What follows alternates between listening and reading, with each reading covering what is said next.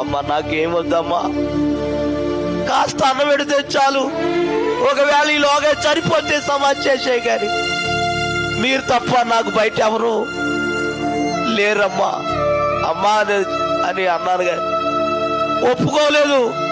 వెళ్ళిపోవాలన్నారు, వెళ్ళన్నాను. ఎందుకు వెళ్ళవరా అని చక్కగా కాలర్ పట్టుకుని ఈడు చేసి బయటికి గెట్టేశారమ్మా. అమ్మా ఆకలి తట్టుకోలేక నేడుమర్రు, మంగళపర్రు, బోరుపల్లి, గనపారు, పెప్పరి, పెంటపాడు, ముదురుడుపాడు, తాడేపిల్లిగుడు ఒకే జత పట్ల మీద 3 సంవత్సరాలు ఇన్నట్టుకుని అడుక్కున్నానమ్మ నేను. అమ్మా తాడేపిల్లిగూడెంలో బస్ స్టాండ్లో కాగితాలు వేసుకుని పడుకునేవాడు నేను. ఓ రాత్రి అన్నం అడుక్కుంటాకి తాడేపిల్లిగూడెం అంతా తిరిగాను, ఎవరు అన్నం పెట్టలేదు. ఆకలి అయిపోతుంది. అలాగని తాలూకా ఆఫీస్ ఉంది కదా తాడేపిల్లిగూడెంలో, దాని ఎదురుగుండా కురిపి హోటల్ ఉంది.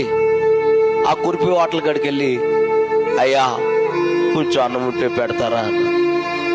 ఆయన అన్నాడు 5 రూపాయలు ఇవి పెడతానన్నారు. డబ్బులు లేవండి, నేను అడుక్కున్న వాడినండి, కొంచెం అన్నం పెట్టండి అయ్యా అన్నాను. డబ్బు కొద్ది పెట్టనన్నారు. సర్లే బయటకు వచ్చి వెళ్ళేవాళ్ళు వచ్చేవాళ్ళు, బాబు 1 రూపాయి ఉన్నాయా, అన్నం కొనుక్కుంటావు 1 రూపాయి ఇవ్వండి. ఎవరు ఇవ్వలేదమ్మా. 10ంటికి కట్టి వెళ్తారు, రాత్రి 10 గంటలకి.